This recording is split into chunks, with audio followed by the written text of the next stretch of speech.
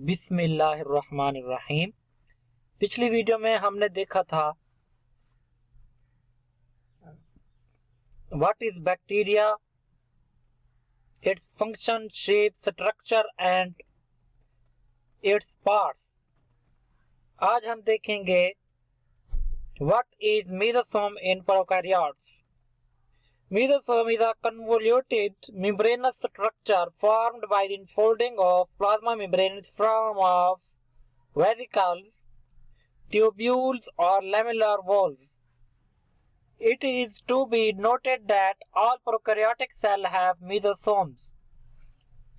Prokaryotic cells have distinct nuclear envelope. Prokaryotic cell में जो है एक न्यूक्लियर एनवेलप होती है जो कि डिस्टिंक्ट करती है न्यूक्लियस एब्सेंट, और न्यूक्लियोलस जो है वो नहीं पाया जाता। They have in cell wall formation, ये जो है सेल वॉल की फॉर्मेशन में मदद करती हैं। इसके बाद हम देखते हैं next, what are mesosomes 11। Mesosomes are convoluted membranous structure formed in the prokaryotic cell by the invagination of plasma membrane, जो के यानी के प्लाज्मा मेम्ब्रेन के इन्वेजिनेशन से जो है ये मेसोसोम्स आर प्रोड्यूस होते हैं। इट हैज फॉलोइंग फंक्शंस, इसके जो है फंक्शंस हैं वो उनमें जो सबसे पहला फंक्शन है extensions help in the synthesis of cell wall and replication of DNA. जो एक्सटेंशंस होती हैं वो हेल्प करती हैं, मदद करती हैं formation of cell wall and replication of DNA, यानी कि डीएनए को रेप्लिकेट करते हैं और सिंथेसाइज करते हैं सेल वॉल को। इसके बाद दूसरे नंबर पे they also help in the equal distribution of chromosome into the daughter cells. ये जो है इक्वल डिस्ट्रीब्यूशन करते हैं क्रोमोसोम की डॉटर सेल्स में। अब जैसा कि आप स्क्रीन पर देख रहे हैं मेसोसोम्स जो है फिक्स्ड देन फ्रोजन, पहले फ्रोजन था फिर फिक्स्ड है मेसोसोम्स।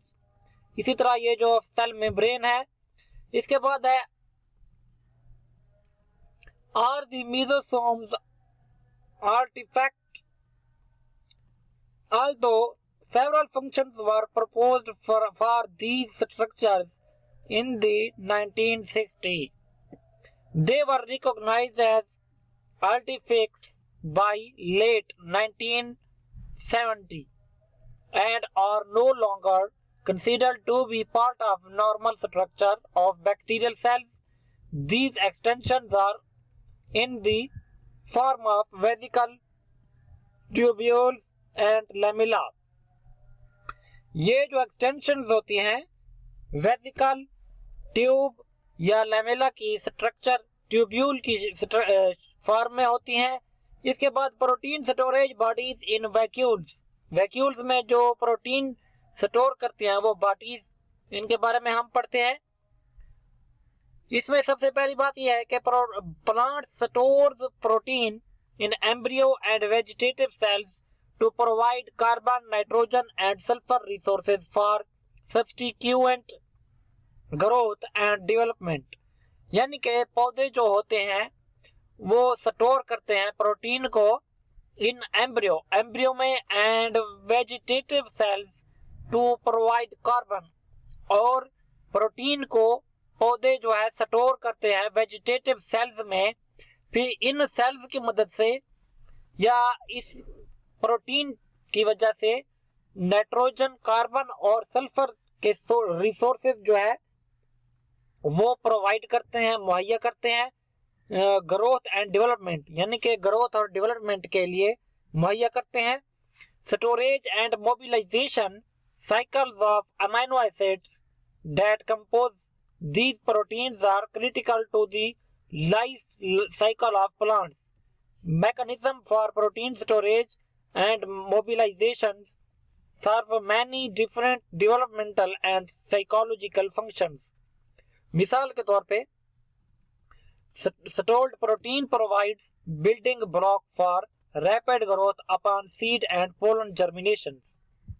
इसके बाद हम देखते हैं इसी तरह protein reserves in vegetative cells provide the building block for seed and fruit set during the reproductive growth and for the rapid expansion of vegetative structure after period of dormancy।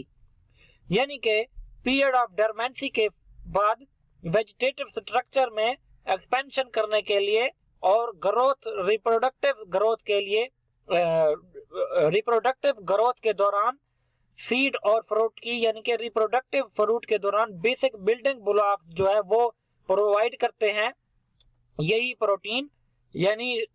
Protein basic building block जो है वो provide करते हैं seed के लिए और fruit set यानी कि फल पकने के लिए ड्यूरिंग द रिप्रोडक्टिव ग्रोथ के दौरान यही जो है वेजिटेटिव सेल्स क्या करते हैं, प्रोवाइड करते हैं, बिल्डिंग ब्लॉक्स प्रोवाइड करते हैं। इन एग्रीकल्चर ज़राअत में protein store in seeds and vegetative tissues account for much of the protein consumed directly as food by humans and livestock। यानी कि ज़राअत में प्रोटीन स्टोर होते हैं सीड्स में और vegetative tissue account for much of the protein consumed directly by humans, यानी कि जो हम खुराक इंसान या फिर जानवर जो है खुराक के तौर पर उसको कंज्यूम करते हैं उस प्रोटीन को। इसके बाद हम देखते हैं the biochemistry of storage proteins and the cellular and the physiological mechanism regulating their synthesis are of practical as well as academic interest। ये जो है एक छोटी सी स्ट्रक्चर है मीजोसोम्स की। इसके बाद हम देखते हैं can spores be killed. Spores जो बनते हैं ये जैसे कि आप स्क्रीन पर देख रहे हैं, इनमें इनको क्या ये खत्म हो सकते हैं, इनको किल किया जा सकता है या नहीं किया जा सकता। Can spores be killed. A process called sterilisation destroy spores and bacteria. Bacteria और स्पोर्स को खत्म करने के लिए या डिस्ट्रॉय तबाह करने के लिए स्टेरिलाइजेशन का प्रोसेस होता है जिसको हम जो है स्टेरिलाइजेशन कहते हैं। It is done at the high temperature.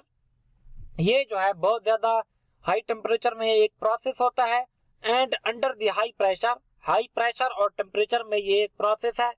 In health care setting sterilisation of instruments is usually done using a device called autoclave. यानी कि ऑटोक्लेव की मदद से हम क्या करते हैं, ये जो है हेल्थ केयर सेटिंग में स्टेरिलाइजेशन को इंस्ट्रूमेंट के जरिए किया जाता है। तो जिस आले के जरिए हम करते हैं ये स्टेरिलाइजेशन का प्रोसेस उसको हम कहते हैं ऑटोक्लेव। इसके बाद देखते हैं स्पोर। स्पोर क्या होते हैं? Spore is a quiescent form of some bacteria that is different to destroy and is resistant to environmental stress.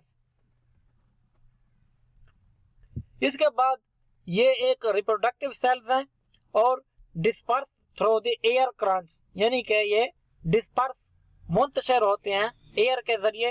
More resistant to unfavourable environmental condition, यानी कि जो नाकाबिल बर्दाश्त एनवायरमेंट हो इनमें जो है ये रेजिस्टेंट ज्यादा करते हैं। इसके बाद consist of peptidoglycan layer in the addition to the normal cell wall of the bacteria.